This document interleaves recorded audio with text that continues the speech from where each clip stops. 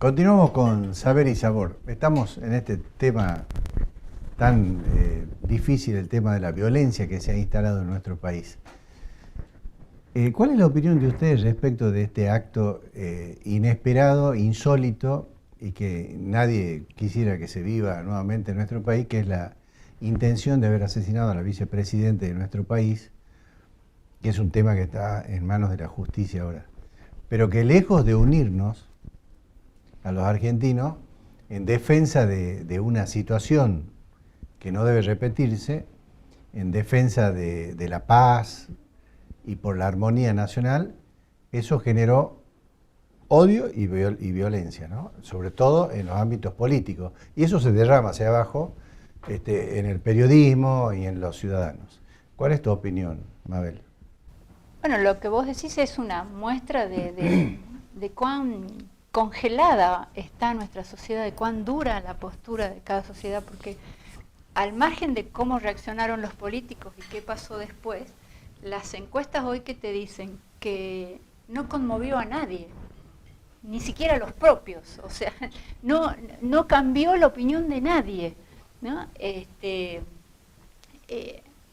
Al margen de aquellos que creen que fue un autoatentado o que fue algo armado, lo cual en la cantidad, en los porcentajes de esta creencia es impactante, ¿no? ¿Cómo estamos de falta hay de encuestas que diálogo daban en la más de un sociedad? 66% de creencia de que era algo armado. Algo armado.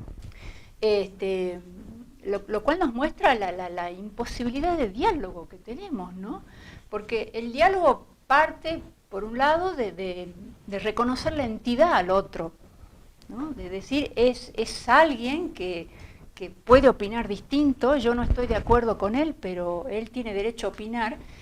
Ese reconocimiento, que es básico para una democracia, es el que está dañado en Argentina desde hace bastante tiempo, y cada vez la cuerda se va tensando más, ¿no? Ahora, ¿hasta qué punto está el estado de crispación que hasta recurrir a una misa por este tema del atentado con la vicepresidente termina en un acto de violencia generado por un sacerdote en contra de los fieles católicos, donde mete un grupo partidario que convierte la iglesia en un ambiente de jolgorio, ¿no? O sea, está todo muy crispado ahí. Totalmente. Vos sé que eso, si bien es cierto que eso es 100% reprochable, que utilicen a la iglesia y que la iglesia haya permitido que la utilicen, y después el padre salió a pedir disculpas por haber permitido que se haga eso, porque eso fue un acto político. Eso fue un acto político en un ambiente el cual no debe ser usado con esos fines. Pero yo creo que el intento de asesinato de la vicepresidenta es consecuencia de la grieta, ¿sí? Y la grieta fue generada por los dos partidos mayoritarios que existen hoy en la República Argentina. No solamente por uno de ellos, sino por los dos partidos, ¿sí? Podremos ser afines con uno, podremos ser afines con otro, pero hay que hacer un análisis independiente, por lo menos en la conciencia. Y yo creo que los dos partidos han generado la grieta cada vez es mayor, nadie cede, digamos, ante elementos que pueden ser sumatorios, simplemente quieren mantener la postura, porque no existe el diálogo. No existe el diálogo. Existen opiniones ya tomadas, ¿sí? Independientemente de las estructuras. Porque yo tengo entendido que todo partido político tienen las estructuras basales. La estructura basal es el voto, ¿sí? Y el voto sigue siendo independiente. Entonces nosotros ahora, como sociedad, como integrante unilaterales de esta sociedad, tenemos que medir todo esto en el único momento que podemos elegir sin violencia, que son las elecciones. Entonces, esto fue generado por la grieta entre dos partidos políticos al cual nos están llevando a todo un país de 50 millones de habitantes a tomar partido por algo. Ahora, Rubén, yo creo en eso, comparto lo que vos decís. ¿Vos crees, Mabel, de que esto que ocurre, esto que manifiesta Rubén, está originado en que la política o los políticos están poniendo por delante del interés común el interés particular? Esa falta de crítica a los grandes discursos terminan haciendo partidos paralizados. Vacíos. ¿No? Bueno, Vacíos, como no hay partidos, ¿no? hay ámbito de discusión tampoco, ni de cambio de ideas, sí, ni mucho menos de formación política. Y por eso, qué sé yo, lo vemos al Partido Justicialista, que decimos una cosa es en Buenos Aires, donde hay un kirchnerismo más activo, otro peronismo es en el interior, donde no está tan clara las alianzas, pero tampoco hay ni críticas, ni alternativas, Ni cambio. ni cambio, ni... Tampoco, ni diálogo, ¿no? Tampoco pueden criticar en el interior porque son dependientes son de dependientes de la Buenos billetera, Aires. totalmente, sí. Entonces tienen que alinearse. Por eso todos firman los acuerdos, todos están de acuerdo con todo. Pero, si no, no hay plata, no hay obra pública. Totalmente. Pero también es cierto, no quiero dejar pasar, ¿no? Entonces es el discurso populista el que de alguna manera genera la grieta.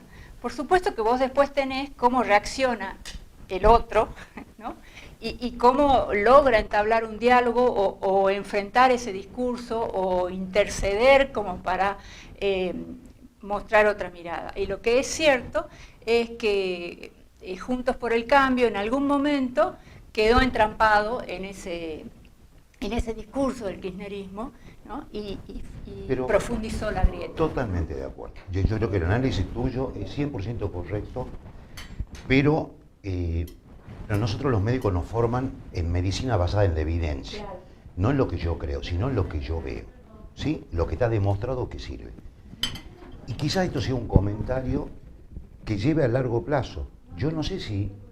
Yo no puedo creerle a un presidente que un mes antes de las elecciones la crucificaba a la presidente quien lo colocó para que sea candidato a presidente de la República Argentina, que es Alberto Fernández.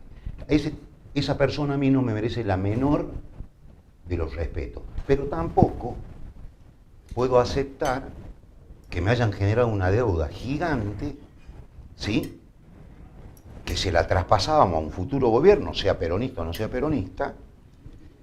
Tampoco me parece creíble esa postura. Y me parece noble que mucha gente de la que hoy son oposición hayan reconocido ese error. Eso es lo que para mí es lo distinto de Juntos por el Cambio. El reconocimiento del error. Pero nosotros necesitamos urgentemente soluciones, no necesitamos mensajes políticos. Y creo que esto a mí me llevó, en lo personal, a hacer un análisis, si no es momento de cambiar el sistema presidencialista. Creo que en nuestro país sería una instancia superadora, se requiere un montón de tiempo, cambio de constitución, toda la historia, de que desaparezca el sistema presidencialista. Yo no sé si necesitamos un sistema parlamentario, ¿sí?, representado a través de un primer ministro elegido por los pares. ¿Sí? Porque ¿sabes de qué yo estoy cansado? Y esto a título personal, yo estoy cansado que se pongan de acuerdo cuando se tienen que subir las dietas. De eso estoy cansado yo, ¿sí? Y se estén peleando con la grieta, ¿sí?, por cuestiones que no son de... Y esto requiere, lo que charlábamos en la pausa, valentía también de todos los sectores y un poco de humildad de mirar a fondo los problemas, ¿no?, y de reconocer cuáles pueden ser las alternativas.